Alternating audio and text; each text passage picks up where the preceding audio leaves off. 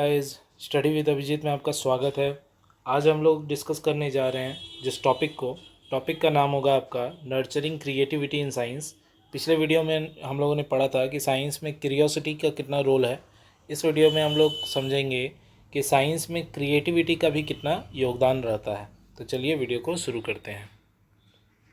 देखिए, nurturing creativity in science, creativity का क्या रोल है साइंस में। तो creative thinking is a novel और इनोवेटिव वे ऑफ सीइंग और डूइंग थिंग। यानी क्रिएटिविटी जिसके अंदर होता है या जिसके अंदर क्रिएटिव थिंकिंग होती है वो बहुत ही अच्छे तरीके से, अलग तरीके से, इनोवेटिव वे से देख सकता है चीज़ों को और कर सकता है। It has 4 component. इसके 4 कॉम्पोनेंट होते हैं: fluency, flexibility, originality and elaborating. क्या क्या है ये? फ्लुएंसी, सबसे पहले फ्लुएंट होना, ability to express oneself readily and effortlessly, यानी अपने आप को बहुत अच्छे से एक्सप्रेस करना बिना कोई एफर्ट लगाए। फ्लेक्सिबिलिटी यानी shifting perspective after getting convinced easily, यानी कि दूसरे की बातों से कन्विंस होके उनके पर्सपेक्टिव के अनुसार तुरंत उस अपने सोच में बदलाव लाना, ये फ्लेक्सिबिलिटी का निशानी है। Conceiving of something new, originality यानी हमेशा कुछ नया नया जो आ रहा है उसे अडॉप्ट करते जाना, इन्हीं की पुराना चीज़ें ही मुझे पसंद है, हम नई चीज़ों को मानते नहीं, ऐसा नहीं होना चाहिए, रिजिड नहीं होना चाहिए।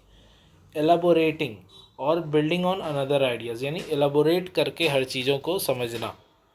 It is also refer to as thinking out of the box, यानी इसे कहा जाता है, खासकर क्रिएटिविटी को कहा जाता है आउट ऑफ द बॉक्स जाके कुछ सोचना। Creative thinking enable a learner to explore available alternatives and consequences of action or non-action and contribute to decision making and problem solving। यानी कि क्रिएटिव थिंकिंग जो है वो लर्नर को एक्सप्लोर करने में मदद करता है, नई नई चीज़ें सीखने में मदद करता है और उनका डिसीजन मेकिंग और प्रॉब्लम सॉल्विंग एबिलिटी को भी बढ़ाता है।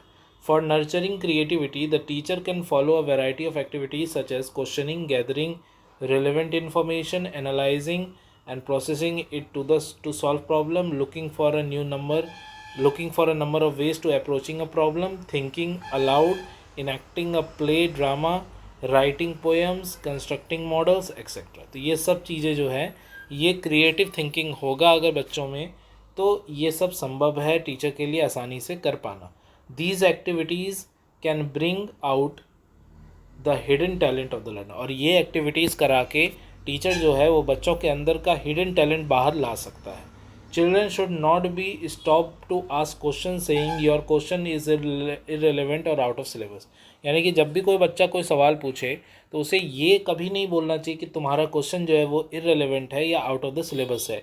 Teacher play an important role for nurturing creativity in learner, therefore the role of teacher should B.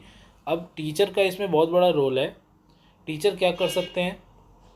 Teacher should assist student in developing model of enquiring और discovery, यानी कि जब बच्चा कोई इंक्वायरी करता है, कुछ पूछता है या फिर नई डिस्कवरी के तरफ अपना इंटरेस्ट दिखाता है, तो उसे असिस्ट करने का काम टीचर का है, उसे गाइड करने का काम टीचर का है, रिकॉग्नाइज एंड अप्रिशिएट करने का काम टीचर का है, यानी कि वो अप्रिशिएट करे कि बच्चे के अंदर एक क्रिएटिव आइडियाज़ आ रहे हैं।